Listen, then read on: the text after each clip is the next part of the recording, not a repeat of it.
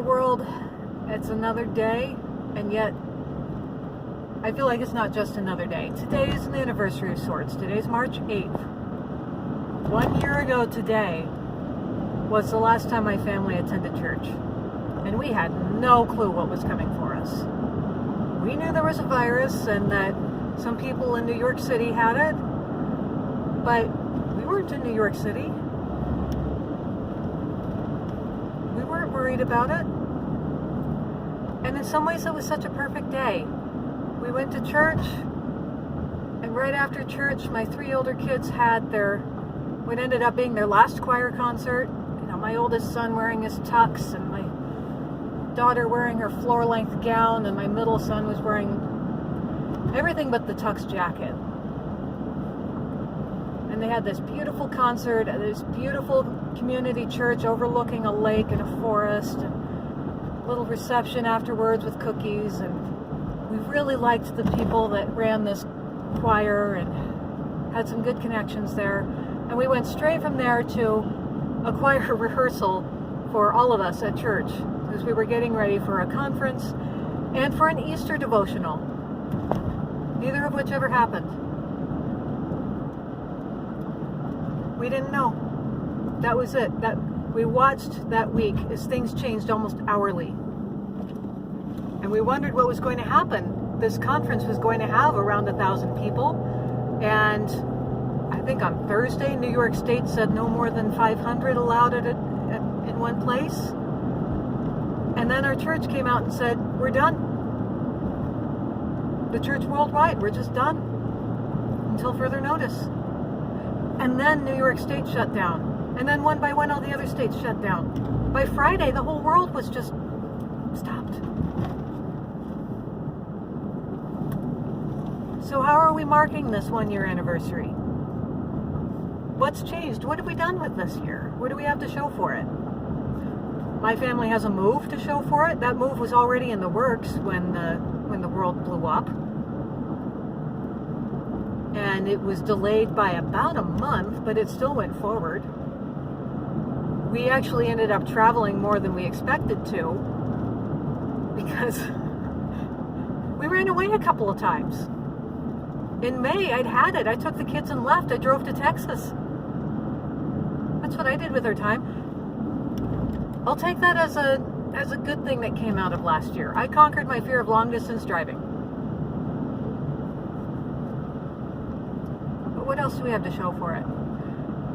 Church looks like a dystopian nightmare right now, much like school, and in good conscience, I can't support it. I don't know where that leaves me and my family. I kind of feel like we've been pushed out. And I know I'm not alone, and yet no one seems to be talking about this. There's varying degrees of, I don't feel safe there, so I'm not going at all, to, I don't like what's going on, but I'm going to go and support it, to, really don't like it, and I'm just gritting my teeth and going with it, to, I don't know too many people like us who are saying, this is just all around not a good thing. Again, I don't know where that leaves me. But, like basically every institution, over the course of the year 2020, there are 2 basic groups of people. There are people who want the world shut down so that they feel safe, and there are people who say, we need to keep living. Institutions chose these people, and yet a lot of these people will never be satisfied. There's never enough that's going to make them feel safe enough, because they kind of want this group over here obliterated. They want us beaten into submission. We're the problem. It's so polarized. But I don't know a single institution that has tried to compromise in any way.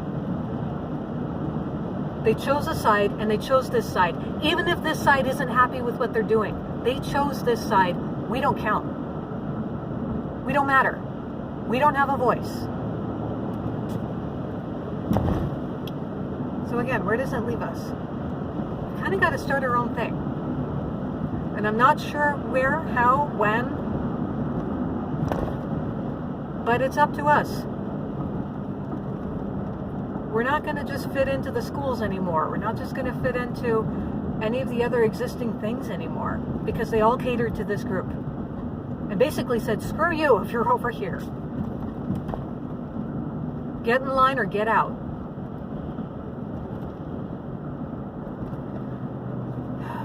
So, I don't think you can appease the people who want more and more. Because I've watched it. They're not happy either.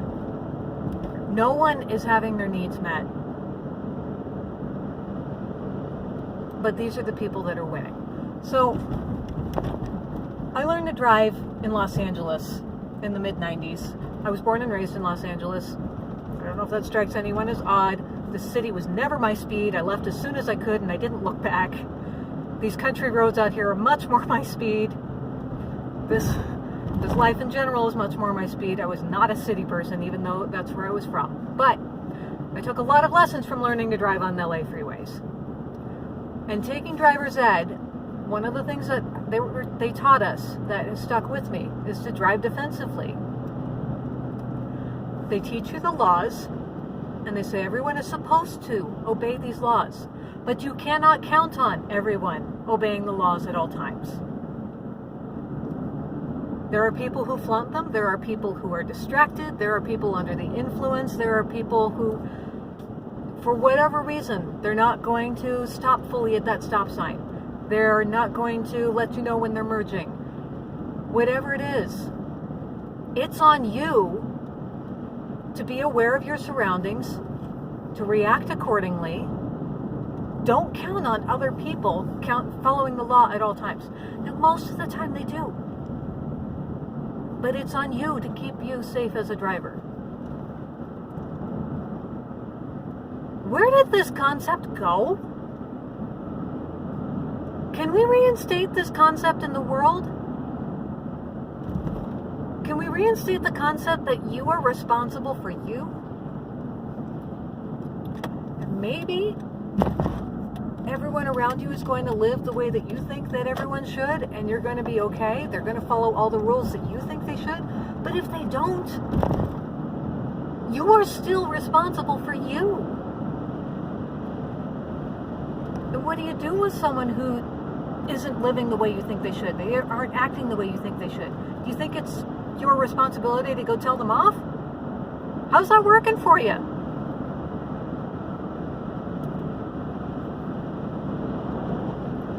You can't count on everyone following the rules as you see fit.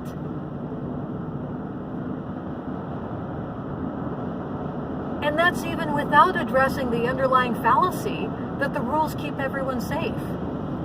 You believe in the rules. If we just all follow the rules, everything will be okay. But that doesn't work. We've already covered this. The rules are the best information that we have now, and suddenly they've become more important than the people. They've become more important than ongoing evidence that might disprove the rule. You're still responsible for you.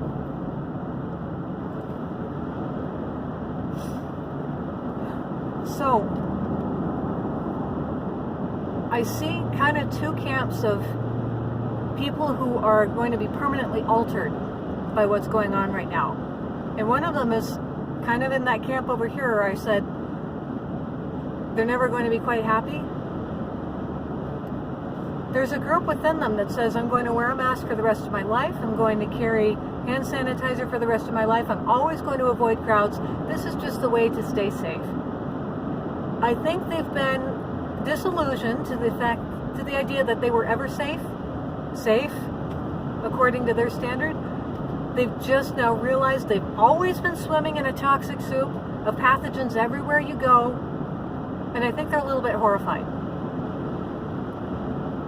So maybe they'll come around, but for right now, they're dealing with it by going through all these rituals and saying, I'm never going to do this again. This is my new way of life. So that's one group. And the other group I see is those who are disillusioned to institutional authority. Do we trust the government anymore? Do we trust our churches anymore? Do we trust our schools anymore? Do we trust our jobs? Whom do we trust anymore? If they didn't abandon you completely, then they instituted things that destroyed your life, that made it difficult to do things that are essential for life. I'm kind of in that group. I'm looking around and saying I can't count on government anymore. I am going to say flat out, I feel like the church abandoned its members. At a time when turning to God would be kind of a logical thing to do for a lot of people, churches everywhere closed their doors and said you're on your own.